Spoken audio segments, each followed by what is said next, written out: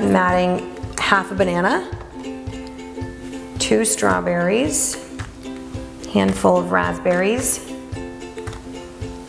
a little bit of almond butter. It's gonna taste so good.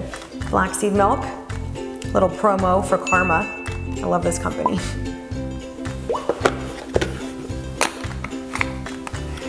Now, let's go.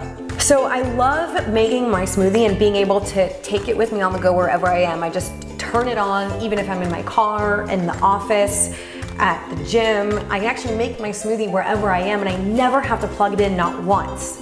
I'm always rushing. I always like jam a bunch of stuff into my purse and just run because I don't have time. I work. I'm always on the go.